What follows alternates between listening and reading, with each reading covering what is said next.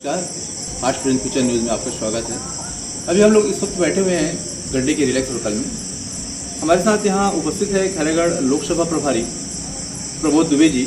ये अध्यक्ष हैं नगर निगम रायपुर के और अपने कांग्रेस में इनका अच्छा पकड़, अच्छा कद्दावर नेता है और कांग्रेस ने इन पर भरोसा जताते हुए इनको खैरागढ़ लोकसभा प्रभारी, चुनाव प्रभारी बनाए हैं। जानते हैं इनसे कि अभी चुनावी माहौल क्या है और खैरागढ़ को ये किस तरह से देखते हैं। जी बताएंगे क्या? जी नमस्कार, आपके सभी सूची दर्शकों को मेरी ओर से सादर प्रणाम।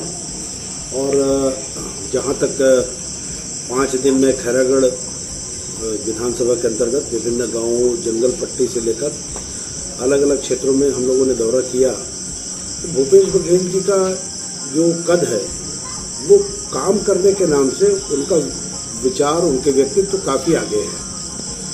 चाहे वो किसानों की बात करें, चाहे वो महिलाओं के लिए गौठान जिसको भारतीय जनता पार्टी ने बंद करने का निर्णय लिया हो, चाहे बिजली बिल हाफ योजना हो, ऐसी बहुत सारी योजनाएं भूपेश बघेल जी ने चलाई कि अंग्रेजी मीडियम में आत्मानंद स्कूल में बच्चों का पढ़ना, ये ऐसी वो जो चीज़ें हैं जो आज भी लोग भूपेश बघेल जी को उनके कामों के कारण याद करते हैं और उनका काम बोलता है।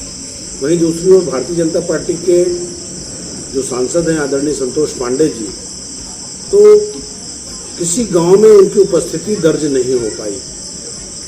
उनके अपने कार्यकर्ता कहते हैं कि सबसे निष्क्रिय हमारा सांसद रहा, जो चुनाव जीतने के बाद हम लोगों ने उनको देखा तक नहीं।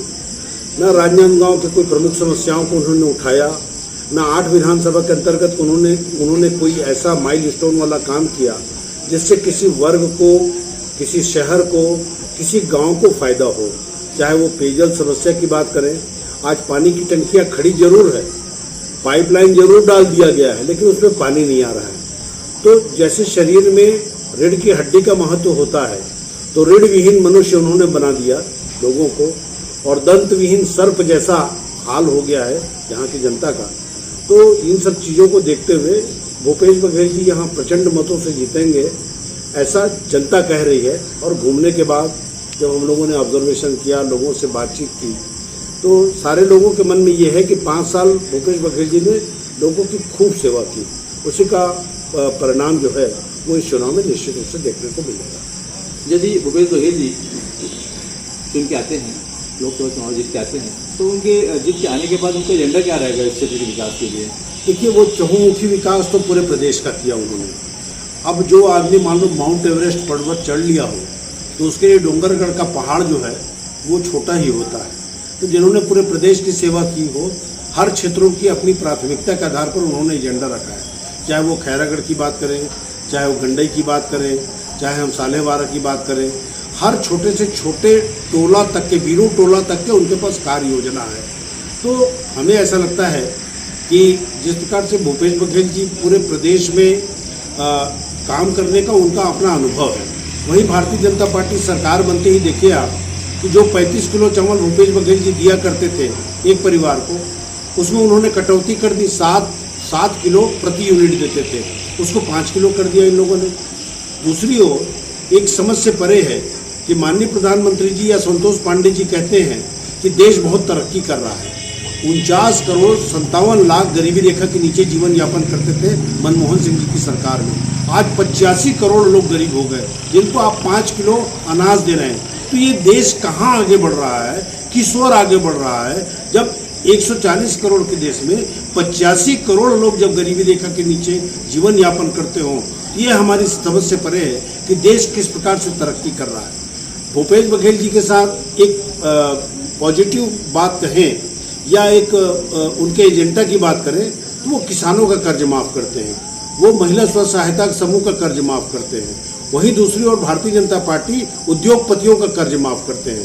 कर्ज दोनों माफ़ करते हैं, लेकिन फ़र्क केवल इतना है कि भूपेश बघेल जी गरीब किसानों का, मजदूरों का, महिला स्व सहायता समूहों का ये कर्ज माफ़ करते हैं। आंगनबाड़ी केंद्र की महिलाओं का तनख्वाह बढ़ाते हैं, कोटवारों का तनख्वाह बढ़ाते हैं।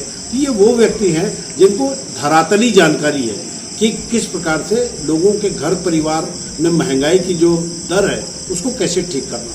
आज बेहिसाब महंगाई है, संतोष पांडे जी महंगाई की बात नहीं करते, माननीय मोदी जी महंगाई की बात नहीं करते, बेरोजगारी की बात नहीं करते। आज गांव-गांव में पोस्ट ग्रेजुएट पढ़े लिखे बच्चे हैं, एक पद कोई नगर निगम नगर पालिका का निकलता है तो एक पद के लिए 1,000 20 हजार आवेदन रहते हैं। आखिर बच्चे जाएंगे कहाँ?